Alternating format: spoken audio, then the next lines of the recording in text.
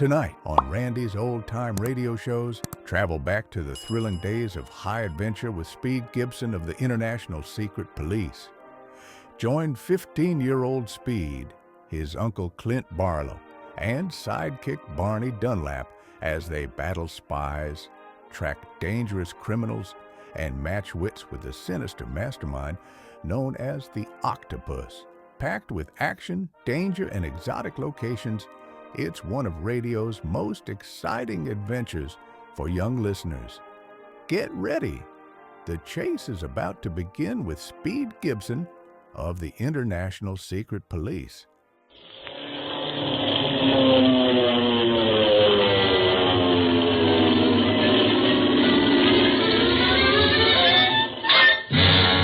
Speed Gibson of the International Secret Police.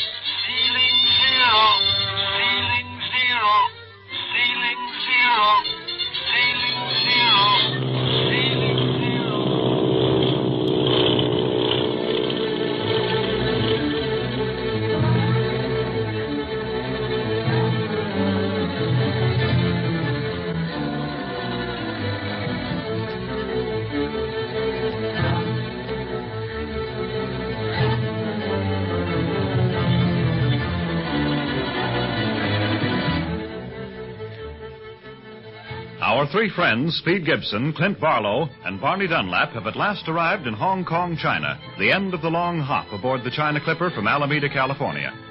They are determined to capture the octopus. The only clue they have as to his Hong Kong headquarters is a barely legible map which Marcia Winfield gave them and which her brother sent her just before his mysterious disappearance in connection with the octopus. Just before the Clipper landed, Clint received an insolent welcoming wire from his enemy, and he can hardly wait to tell this to Barney, who is flying a special bullet monoplane the boys confiscated from an octopus spy on Wake Island.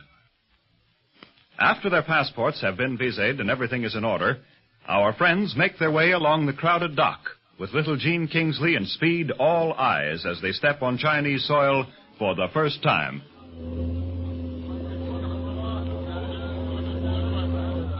Boy, what a place. And what smells?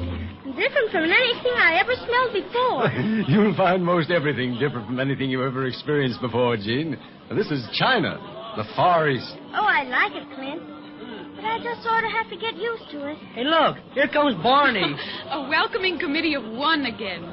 Gene's father intended meeting us, too. I wonder where he is. Hello, everybody. What kept you so long? I could have landed my crate an hour ago, but I had some fun stunting waiting for you. The way you were scooting along the skyways after we took off of Manila, I'm surprised you're not in Paris by this time. What was your hurry? I've been hurrying ever since we left Alameda. Either chasing octopus spies or being chased. Why should I slow down now? And, boy, that little ship can beat anything in the air. She's got everything. Power, speed. And a very bad reputation. Don't forget that. Have you tended to your passport yet? Sure, I wouldn't be here if I hadn't.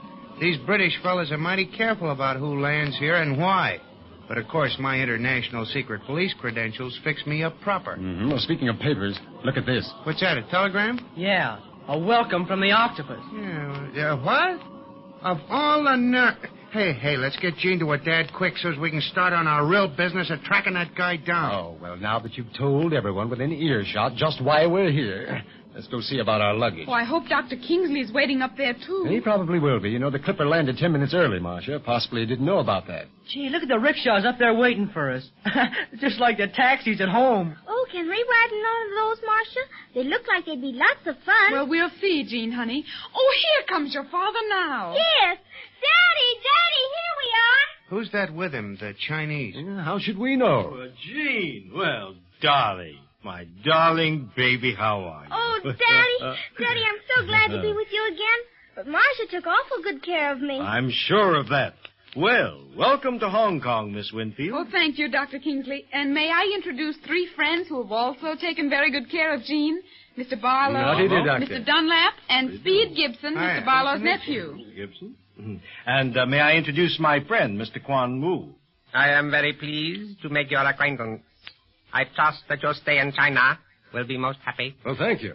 Daddy, Speed saved me from drowning in Honolulu. Is that so? Well, good heavens. Then, young man, I'm doubly happy to meet you. And I'd like to talk to you further. Will you all dine with me tonight? You bet, Dr. Kingsley. I've got my mouth all fixed for a swell dish of chop suey. Well, I'm afraid you won't find much chop suey in China, Mr. Dunlap, except in cafes catering to tourist trade. You know, chop suey and chow mein are really American inventions, not Chinese. Huh. I'll be darned. It's getting so you can't believe a thing you eat. Well, I think we'd better see to our luggage, Barney, and find a good hotel. I'm sure Dr. Kingsley has a lot to talk over with Jean and Marcia. Mr. Barlow, may I direct you to an hotel? Why, certainly, Mr. Wu. I would suggest the Fowler House. The accommodations are very modern, the service very fine. Well, thank you. Can we take a rickshaw there, Clint? Yeah, we'll take 2 rickshaws, Speed. You and I in one, and Barney in the baggage in the other. And we'll see you this evening, then. Yes. My address is 14 Lang Su Road. It's on the outskirts of the city, but the rickshaw boy will have no trouble finding it. And, what time is dinner? At 7. Ah, see you then. I shall be looking forward to meeting you again tonight. 14 Lang Su Road, until 7 then. You are going to that hotel now, the Fowler House? I guess so, Mr. Wu. And thanks for telling us about it. Only too glad to be of service, Master Gibson. Well, Goodbye, Doctor. Where did he get that master stuff? Just an old Chinese custom, kid. Yeah. Say, we aren't doing so bad getting invited out for supper the first night we arrive. Yeah, that doesn't give us much time to get settled. I also want to contact our Hong Kong operator. Oh, boy. Hey, rickshaw. Oh, yes, sir. I guess we'll need 2 of them. And take care of this baggage, too. All right. And now we're going to Fowler House, huh? Mm-hmm. I think we'll just cruise around until we see a likely-looking hotel. Oh, but why, Clint? Mr. Wu recommended that other place. That's just why we're not going, Speed. Somehow Mr. Wu impressed me as being a little too anxious to know of our whereabouts for the next few hours. You don't mean the octopus? I don't mean anything, Barney. I'm just not taking any chances.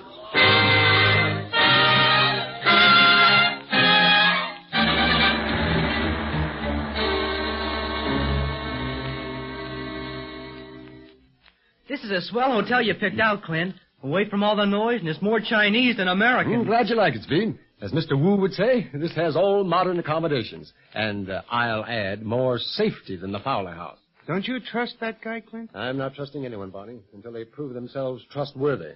Perhaps he's a very kindly Chinese gentleman who really has our best interests at heart.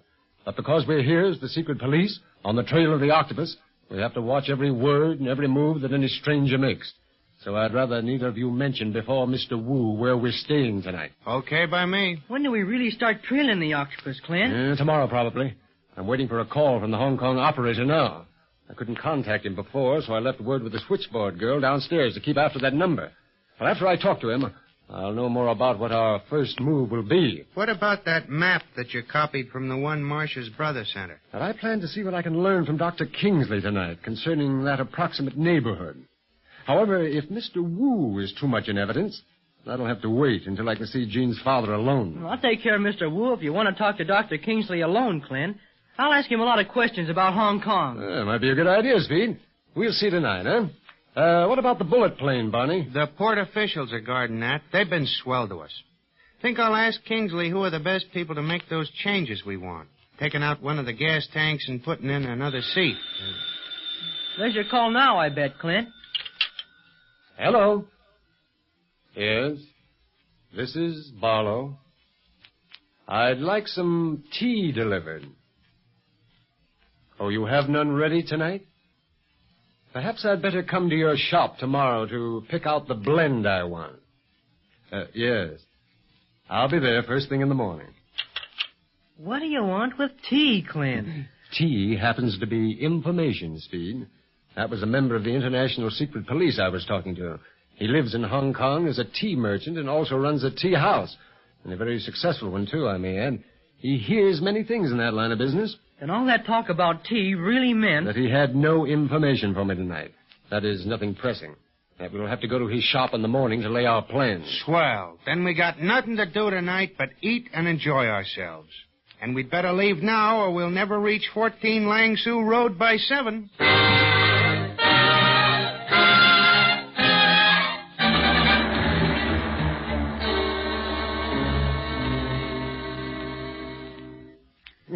Well, then you must be a very important man in China, Dr. Kingsley. Not only as a physician, but as a diplomat. Well, I know and love the Chinese, Mr. Barlow, and I respect them. Needless to say, my race looks upon Dr. Kingsley as a brother. Knowing China as you do, Dr. Kingsley, what have you heard about the octopus? A great deal. But how much is truth and how much is fiction, I can't say. We do know that he's smuggling dope and natives on a wholesale scale, but no one knows how or where.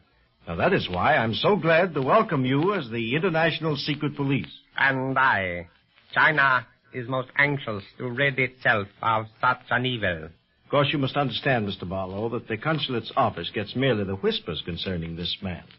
But I shall help you in your efforts to find him in whatever way I can. I owe Speed Gibson a debt of gratitude that I can never pay. You see, he saved my daughter's life. You don't owe me a thing, Dr. Kingsley, because if I hadn't pulled Jean out of the water, maybe I never would have met you. Well, Speed has a lot of admiration for you, Doctor. Well, it's mutual, I assure you, Clint. Your nephew is not only a credit to the secret police, but he has the makings of an extraordinarily fine diplomat. He can fly, too, Daddy. And he's studying telegraphy, fingerprinting, radio, the art of makeup. Makeup? Have you stage aspirations, Speed? No, sir. But makeup is very important to the secret police. That is, good makeup. None of that phony stuff detectives used to use. Yes, indeed. Speed was telling me some things about shading and highlights in makeup that surprised me. Yeah, and Clint here can take one look at some fella he wants to resemble and can rebuild his own face so that they look like twins. Well, it's extraordinary. Well, you'll find a good many interesting characters to study here in Hong Kong, Clint. I think it would test even your ability to copy any of them. Me, maybe, Dr. Kingsley, but not Clint. He's the best man in the secret police at makeup. Why, See, I've been noticing some of the Chinese things you have in this room, Doctor. They're very unusual. Things that we're not used to seeing in the shops in America. Yes, I'm rather proud of my collection. Now, that large Chinese gong over there on the wall, for instance. It's over 1,000 years old. Over 1,000? Well, say, let's hear how it sounds. Well, you'll get the true sound, too. You see, most of these temple gongs are cracked. That is, those which are sold. The perfect ones are kept in the temples.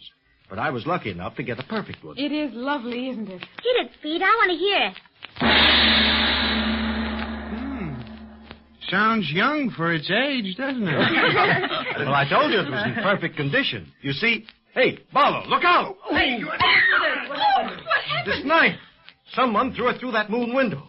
It's a dragon knife. Dr. Kingsley, is Clint all right? I can't tell you yet, Speed. You see, sometimes these dragon knives are poisoned.